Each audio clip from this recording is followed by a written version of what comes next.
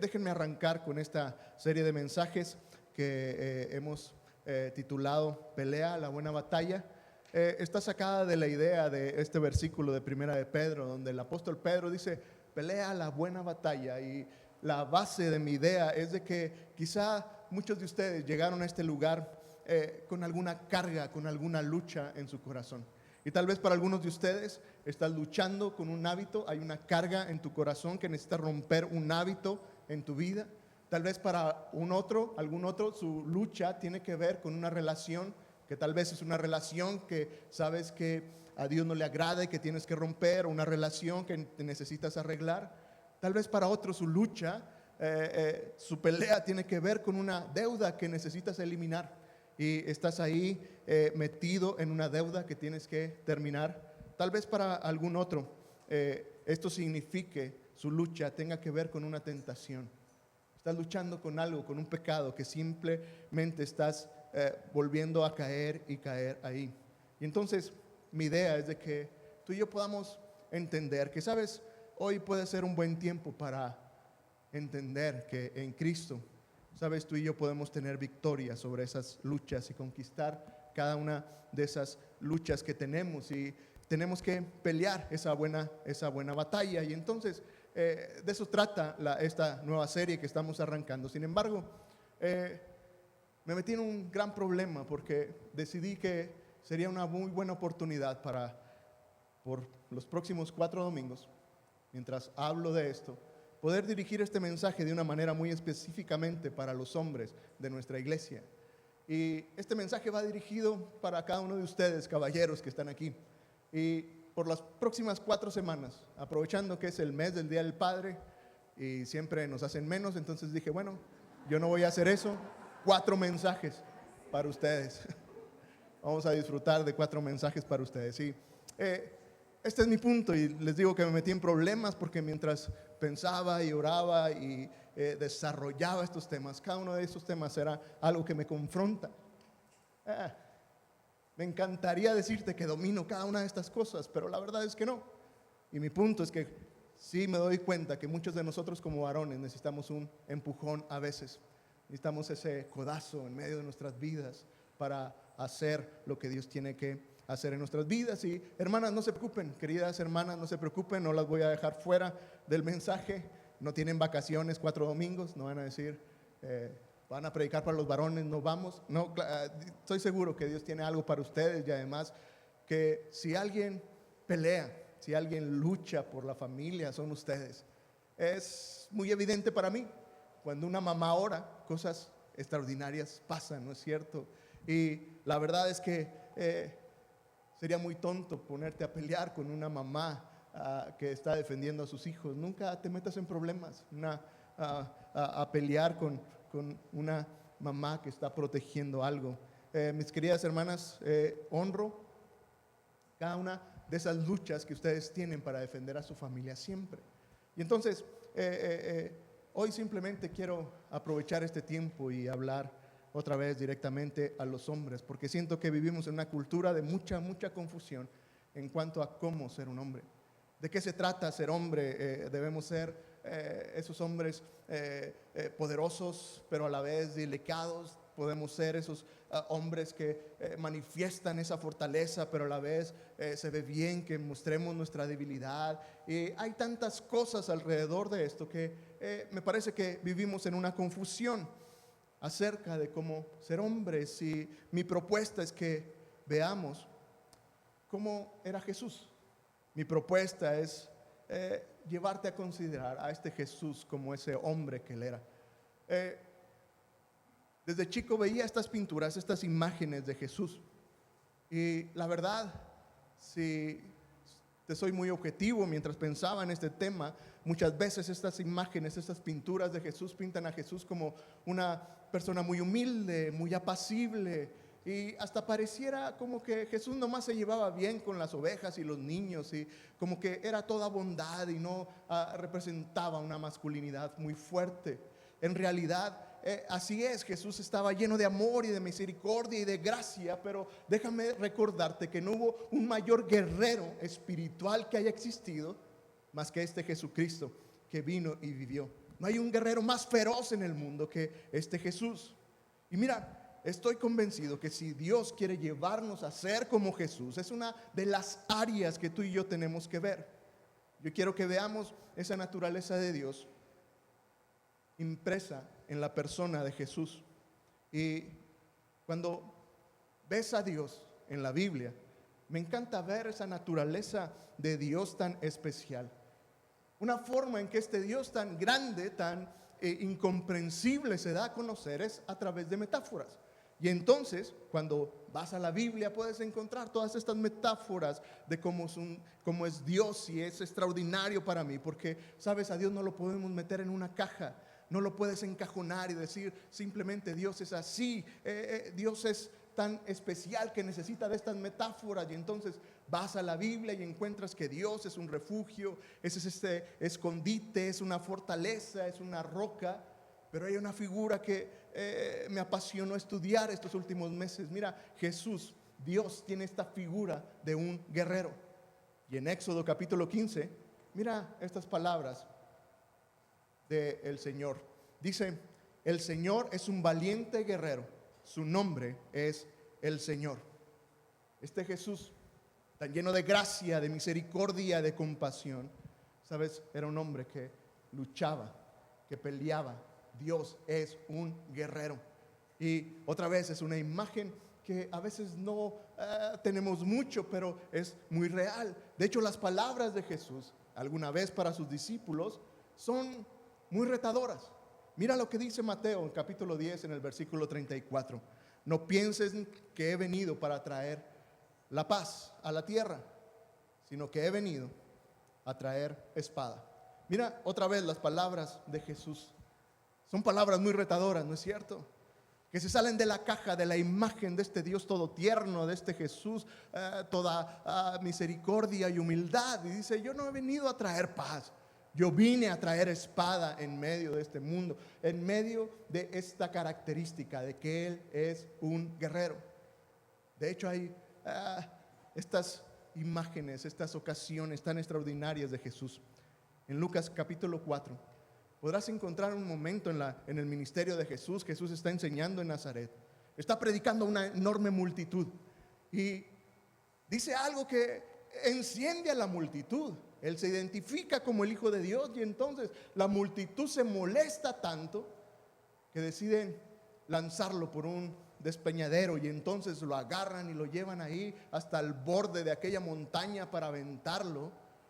Y si lees ahí en el Evangelio de Lucas, ese momento es extraordinario, porque cuando están ahí listos ya para lanzar a Jesús, toda la multitud, lo único que hace Jesús es voltear, los ve y dice que toda la multitud se abre y comienza como que: pásele. Y si pones atención, es increíble pensar qué fue lo que sucedió. ¿Cómo fue que estaban tan enojados, tan ardidos? Llegan hasta ese lugar y simplemente Jesús se voltea, y entonces todo el mundo se hace a un lado y lo deja pasar. Tengo mis teorías, sabes que a veces me gusta pensar un poco en imaginarme cosas. Jesús era un carpintero, a lo mejor Jesús era alguien muy fornido, ¿no? Tal vez no es como no lo pintan. Tal vez Jesús estaba bien fornido y ese día traía una túnica sin mangas, y entonces todos se hicieron a un lado. Dijeron: pásele, Jesús. Tal vez fue solamente su mirada. Tal vez fue una mirada tan penetrante que simplemente la congregación enojada que quería destruir a Jesús simplemente se hizo a un lado. No puedo pensar en otra imagen más masculina y más fuerte, en alguien tan luchador como ese momento. Y en última instancia, ¿sabes? Jesús luchó y ganó la batalla más extraordinaria de la historia del mundo, la batalla más importante de la humanidad, cuando Jesús fue obediente a su Padre y dio su vida en aquella cruz y venció a la muerte, al infierno y a la tumba. ¿Sabes? No puedo pensar en otro Jesús más guerrero de todos los tiempos que en este Jesús. ¿Sabes? Cuando el Hijo de Dios regrese, Juan, el apóstol, estaba en una isla, en la isla de Patmos, y él tuvo una visión de cómo sería el regreso de este Jesús, de este Salvador. Y nota sus palabras, están ahí en Apocalipsis 19. Nota la descripción de Juan. Y créeme, no tiene nada que ver con las imágenes que nos pintan acerca de Jesús. Este Jesús que volverá, dice Juan que lo ve así. Escucha lo siguiente. Dice Juan: entonces vi el cielo que se había abierto y que allí aparecía un caballo blanco. El nombre del que lo montaba es Fiel y Verdadero, el que juzga y pelea con justicia. Sus ojos parecían como dos llamas de fuego y en su cabeza habían muchas diademas, y tenía escrito un nombre que él solo conocía. La ropa que vestía estaba teñida en sangre y su nombre es la palabra de Dios. De su boca salía una espada afilada para herir con ella las naciones. Él gobernará con el cetro de hierro y pisará el lagar del ardiente vino de la ira del Dios Todopoderoso. En su manto y en su muslo lleva escrito este nombre: Rey de Reyes y Señor de Señores. ¿No te dan la imagen de un enorme guerrero? Y no sé tú, pero si este Jesús que regresa con este poder, si este Jesús llega con sus ropas teñidas en sangre, sabes, yo quiero estar del lado de ese Jesús. Quiero ser parte de lo que Él está haciendo. Quiero ser parte de lo que Él es, porque evidentemente Él es un rey conquistador. Es un guerrero que gana sus batallas. Es un guerrero que nadie puede vencerlo. Y si es verdad, Jesús estaba lleno de gracia y de misericordia y compasión, pero no te olvides, Él es ese hombre, ese guerrero que jamás haya existido. Y hoy entonces quisiera compartir contigo, mi querido varón que estás aquí, quisiera compartir contigo 3 cosas que creo que Dios nos ha dado para poder de alguna forma entender el propósito de Dios para nuestras vidas como varones. Y mira, una de las cosas que Dios te ha dado como varón es que Dios te ha dado a alguien a quien proteger. Mi querido hermano, mi querido varón, Dios te ha dado a alguien a quien proteger. En alguna ocasión el profeta Nehemías está construyendo los muros de Jerusalén, y hubo 2 hombres, Sanbalat y Tobías. Eran 2 líderes que llegaron ahí a amenazar la vida de Nehemías y de todos los que estaban construyendo. Nehemías lanza un mensaje que llama mucho mi atención.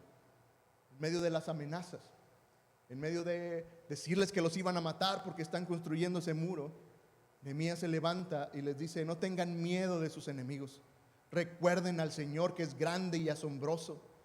Y luego les dice: luchen por sus familias, luchen por sus hijos, sus hijas, sus esposas y sus hogares.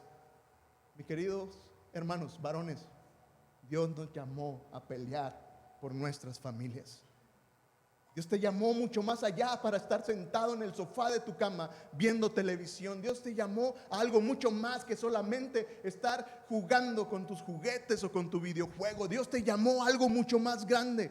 Dios te llamó a proteger a la familia que Dios te dio. Dios te llamó a luchar por tu hogar. Dios te llamó a que luches por aquellos que Dios puso a tu alrededor para que tú los protejas. Sabes, esto es algo innato en el corazón de los varones. Es algo innato que está ahí. No es una imposición social, no es una imposición religiosa. Dios puso en nuestro corazón como varones esa disposición para proteger. Pero me parece que hoy muchos de nosotros lo hemos apagado. Y muchos varones hoy, lejos de proteger, están ahí demandando que los protejan y que los cuiden. Déjame decirte, mi querido varón, que Dios no te dejó para que te cuide. Te dejó para que tú protejas, para que tú guardes. Y mira, al menos puedo pensar en 3 áreas para defender y cuidar a mi familia. Y otra vez son cosas que me retan. Pero sabes, Dios espera que yo cuide de Ile y de mis hijas. No solamente físicamente, sino emocionalmente. Dios quiere que yo guarde el corazón de mi esposa y de mis hijas. Soy responsable de su vida emocional. Es tan triste pensar que hoy hay tantas mujeres y tantos niños maltratados y que no hay quien les extienda un abrazo. y que no hay quien los proteja. Y cada vez me convenzo más que nunca, nunca debería haber una mujer o un niño en la presencia de un discípulo de Jesús, de un varón discípulo de Jesús, que tenga miedo. Ante la presencia de un varón discípulo de Jesús, las mujeres y nuestros niños deberían de sentirse las personas más seguras. Tú y yo somos responsables de eso, y a veces pensamos que no, pues son sus hormonas, no, es que son esas cosas, no, es que es un adolescente. No te puedes desconectar. Mi querido varón, eres responsable de la vida emocional. Tienes que proteger las emociones y el corazón de tu esposa y de tus hijos. Pero también, sabes, Dios me llamó a cuidar y a pelear para proteger económicamente a mi familia. Una de las cosas que traen más seguridad a una mujer, pregúntale, evidentemente tiene que ver con una seguridad económica. Cuando hay situaciones complicadas en la vida, en medio de una mala economía, hay problemas. Un gran porcentaje de los divorcios tiene que ver con cuestiones de finanzas. Y otra vez, mi querido varón, sabes, tú y yo somos responsables de guardar económicamente a nuestras familias, de que no les falte nada. Tú y yo debiéramos de marcar el paso en medio de eso. Tú y yo deberíamos estar proveyendo siempre la forma, la manera de que nuestra familia tenga lo suficiente. Y si bien es cierto, nuestras esposas y las mujeres que yo sé que nos rodean son extraordinarias y pueden ser un gran apoyo para las finanzas del hogar, y qué bueno, pero otra vez, que no se te olvide, mi querido varón, tú eres el responsable, no tu esposa.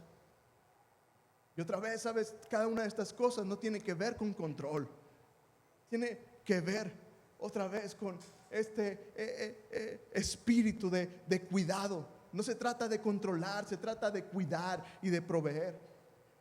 Pero sabes, no solamente mi esposa necesita que la guarde emocionalmente y económicamente, sino que también tengo que pelear por proteger a mi familia espiritualmente. Eso significa que tú eres el sacerdote de la casa. Es bien triste que a veces son nuestras esposas las que marcan el ritmo de nuestra vida espiritual. ¿A qué me refiero? Son las que están insistiendo, vamos a la iglesia. Son las que están insistiendo, ¿por qué no nos inscribimos en el taller de matrimonios? Es la que insiste, ¿por qué no mandamos a nuestros hijos? Es la que insiste en orar y en buscar al Señor. Mi querido varón, déjame recordarte, tú eres quien protege espiritualmente la vida de tu esposa y de tus hijos. Y cuando te preguntes en un futuro si tus hijos caminan o no con el Señor, tú eres responsable de guardar su corazón en los caminos del Señor. No tu esposa, no la iglesia, no el pastor de la iglesia, no los programas de la iglesia. No, que si es que en mi iglesia no había esto, no, es que en mi iglesia no había el otro. Quítate de esas ideas. No hay una iglesia que tenga todo para solucionar los problemas. Eres tú como varón el que guarda, el que protege la vida espiritual de nuestros hijos. Dios te creó para eso. Otra vez, no se trata de controlar, se trata de proteger. Y sabes, Dios también no solamente nos ha dado un corazón para cuidar a los que están a nuestro alrededor. Dios no solamente te dio a alguien que proteger, Dios también te dio un reino por avanzar. Y mira, esto se refiere a que Dios te dio un ministerio, Dios te dio un trabajo, Dios te dio un propósito. Y déjame decirte que eso va mucho más allá de solamente un empleo. Mira las palabras de Jesús allí en Lucas capítulo 9, en el versículo 1. Dice: Jesús reunió a los 12 y después de darles poder y autoridad para expulsar a todos los demonios y para sanar enfermedades, los envió a predicar el reino de Dios y a sanar enfermos. Y así como encontrarás un montón de versículos. Mi querido varón, déjame decirte que Dios te ha dado un reino por avanzar. Dios te ha dado un ministerio que realizar. Eres llamado mucho más allá de simplemente tener un trabajo. Dios te ha llamado para extender el reino de Dios y su justicia. ¿Sabes? Es lo que dice Mateo 6:33. Busca primeramente el reino de Dios y su justicia, y todo lo demás viene por añadidura. Y luego cuando Jesús nos enseñó a orar a través de hermosa oración del Padre Nuestro, nos enseñó que oráramos así. Dice: Padre, santificado sea tu nombre, venga tu reino, hágase tu voluntad. Está hablando de esta realidad. Mi querido hermano, mi querido varón, Dios te dio un ministerio. En alguna ocasión Jesús le dijo a sus discípulos: les entrego las llaves del reino. En otras palabras, lo que le estaba diciendo era: te doy la oportunidad que hagas crecer el reino de Dios aquí en la tierra. Mi querido hermano, tienes todo para hacer crecer el reino de Dios en medio de este mundo. Lo diré así: sabes, Dios te ha dado un llamado mucho más allá de un simple trabajo. Dios no te llamó para ser gerente, doctor o lo que tú seas, o un gran empresario. Dios te llamó para que extendieras tu reino ahí donde tú estás. Y Dios te lo ha dado todo. Jesús nos llama a nosotros, que somos la luz del mundo. Mi querido varón, entiéndelo. Eres un embajador celestial, es decir, eres ese diplomático de más alto rango enviado a esta tierra para representar a Dios mismo. Dios te dio talentos, te dio pasión, te dio gracia. Dios te rescató por su amor y somos salvos por gracia. Y evidentemente tú y yo no podríamos hacer nada para ganar su salvación, para ganar su favor. Somos salvos por gracia, pero déjame recordarte que Dios preparó buenas obras para que tú y yo camináramos en medio de ellas. Otra vez, ¿sabes? Dios te ha dado un ministerio. Dios te llama a hacer algo mucho más grande que simplemente salir en medio de un trabajo cada día.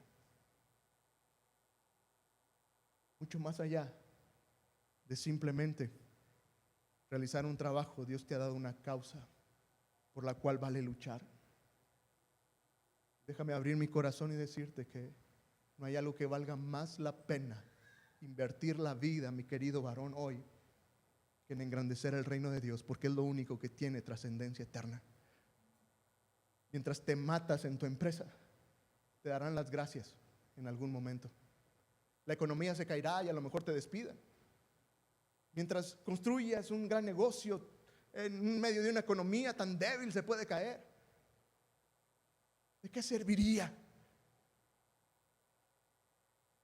No hay algo más extraordinario que invertir tu vida en extender el reino de Dios. Y si no lo estás haciendo, créeme, estás desperdiciando todo el potencial que Dios te ha dado. Dios te ha dado todo. Pero Dios también, ¿sabes?, nos ha dado, además de alguien quien cuidar, de un reino por extender. ¿Sabes? Dios te dio una lucha, una batalla que ganar. Dios quiere que tú y yo seamos victoriosos en medio de nuestra vida. Y otra vez, tu batalla puede ser el vencer ese pecado que está ahí. Tu batalla puede ser salir de una deuda. Dios te ha programado para vencer en tus batallas. Dios te ha dado una causa por la cual tienes que estar comprometido. Y mi punto aquí es que, ¿sabes? Cuando tú y yo nos distraemos de nuestra lucha, cuando no sabemos por qué tenemos que luchar en realidad, por aquellas cosas que tienen que ver con defender a nuestra familia, con extender el reino de Dios, ¿sabes? Comenzamos a luchar por cosas equivocadas. Y muchas veces lo veo en mi vida y estoy luchando con cosas tan equivocadas. Y a veces me encuentro luchando contra mi esposa. A veces me encuentro luchando en contra de mi autoridad. Con vergüenza te digo, en ocasiones me encuentro luchando con el mismo Dios. Peleando con Él porque no tengo, porque no funciona, porque no se hacen las cosas a mi manera. El punto es que si no identificas tu lucha, pelearás por cosas equivocadas. Y entonces, ¿sabes? Otra vez, Dios te ha dado alguien a quien proteger. Lucha por proteger a tu familia espiritualmente, económicamente, emocionalmente. Lucha con todo. Esa es nuestra lucha. Lucha por extender el reino de Dios. Esa es tu lucha. Invierte tu vida en algo que valga realmente la pena. ¿Sabes? Otra vez, cuando pienso en esto, no puedo dejar de pensar en cómo Dios tiene esto en mente. Mira lo que dice el Salmo 144. Dice: bendito seas, Señor, mi roca. Tú me entrenas para la batalla. Fortaleces mis manos para el combate. Este es mi punto, queridos varones. Hay algo que está en ti. Dios te hizo para pelear. Queridos varones, queridas hermanas, simplemente déjenme recordarles que el cristianismo no es un juego. El cristianismo no es un parque de diversiones. Seguir a Jesús nunca ha sido pintado como un camino de rosas. De hecho, la Biblia es muy clara y dice que el cristianismo, seguir a Jesús, es un campo de batalla. Y sabes, nuestra batalla no es contra carne y huesos, sino contra poderes y principados de este mundo oscuro. Esa es nuestra lucha. Nunca ha sido que el evangelio sea algo que se da así. Entonces, ¿sabes? Por eso Dios quiere prepararte para luchar. Necesitamos pelear por nuestras familias hoy más que nunca. La pregunta siempre será: ¿y cómo puedo ser ese guerrero? ¿Cómo puedo pelear? ¿Cómo puedo ser ese hombre que Dios quiere que yo sea? ¿Cómo se hace eso? Bueno, déjame decirte cómo hacerlo. Y batallé mucho para encontrar una respuesta porque parece imposible. Pareciera imposible lograr todo esto. ¿Cómo alcanzo la victoria en medio de esto?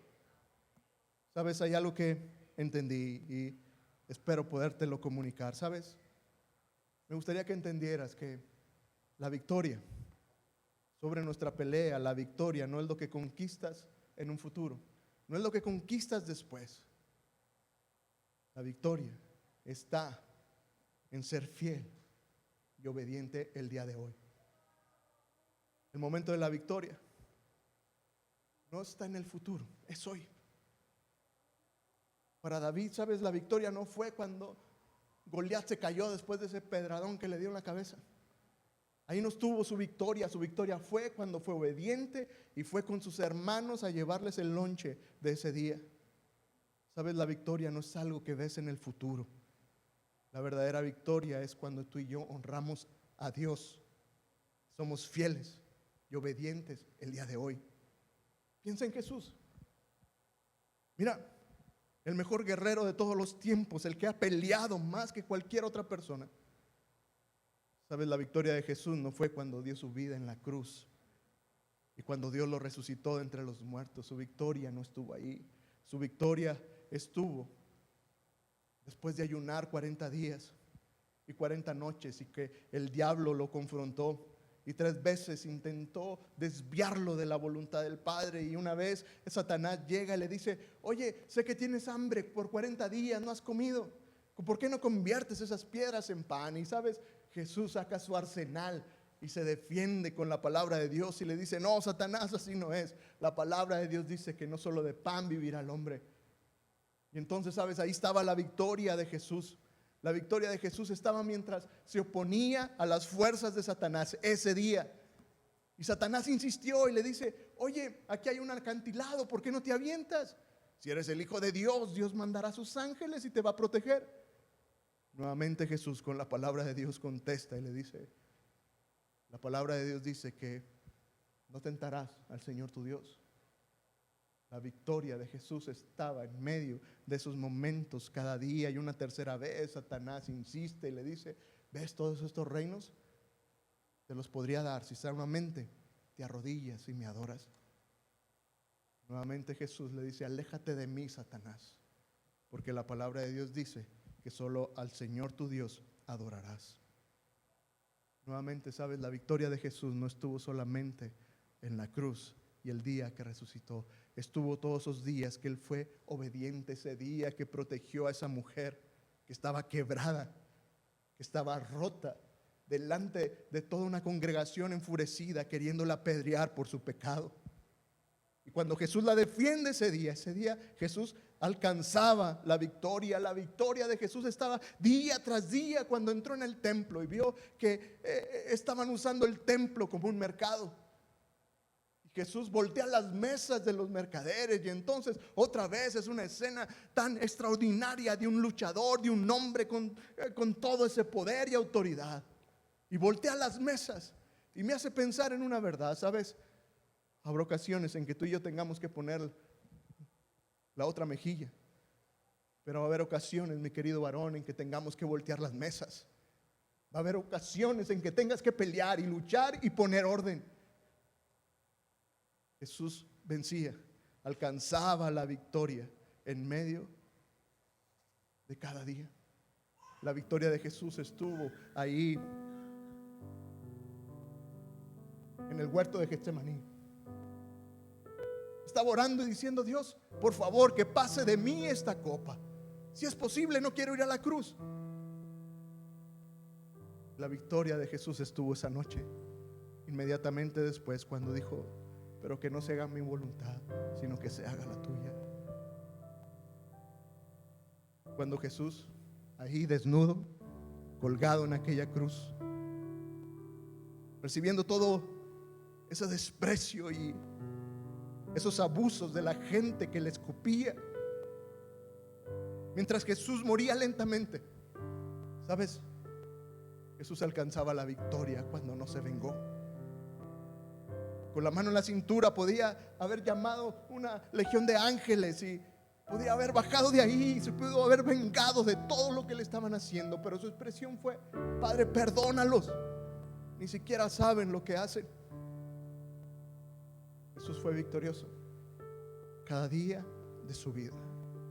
Si te preguntas: ¿cómo alcanzo la victoria? ¿Cómo venzo? Hermano, la victoria no es algo que está en el futuro. Cada victoria la ganamos cada día. ¿Cuál es tu lucha? ¿Cuál es tu batalla que tienes que librar? Esa batalla que tienes que pelear. Piensa en una. ¿Cuál es ese ministerio, esa misión celestial que Dios te ha dado, que tienes que luchar por eso? Piensa lo que Dios te está llamando. Tal vez para algunos tu lucha sea la disciplina. Tal vez tenga que ver con cuidar tu cuerpo y ganar tu batalla en medio de eso.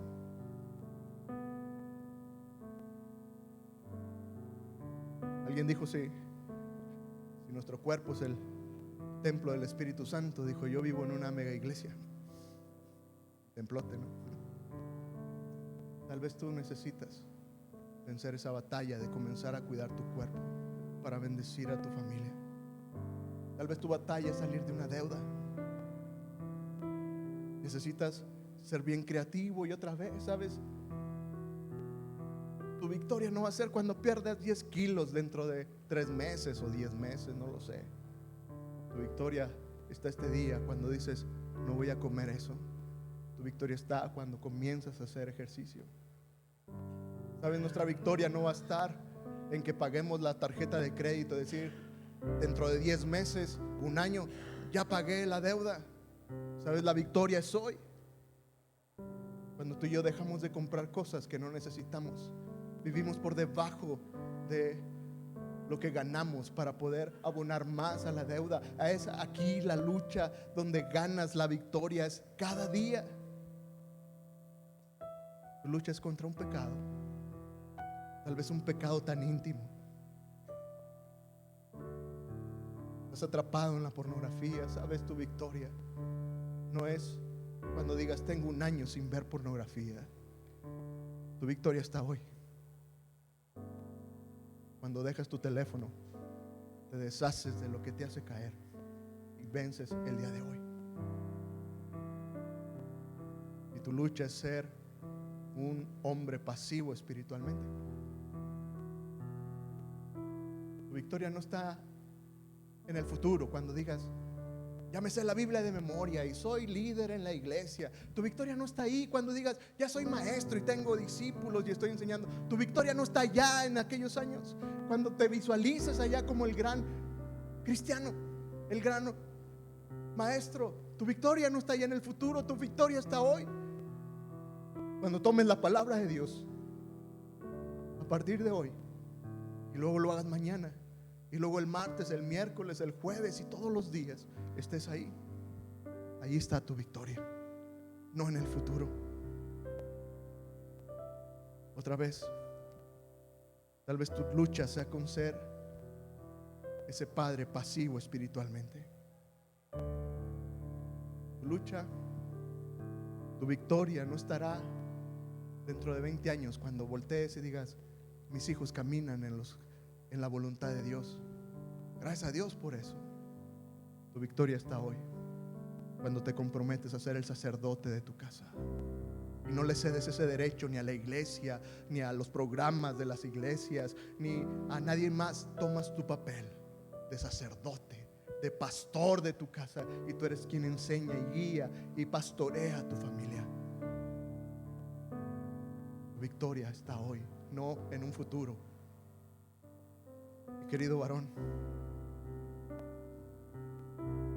todo se trata al final de entender algo. Mira, más se trata solo de ser un hombre, se trata de ser un hombre de Dios. Y hay una gran diferencia, una enorme diferencia. Es a lo que quiero invitarte. Luchemos juntos, no para ser solamente los hombres de la casa, no solamente el hombre en la iglesia, sino que seamos esos hombres de Dios que lo honran y lo obedecen todos los días. Y es ahí donde ganamos nuestra victoria.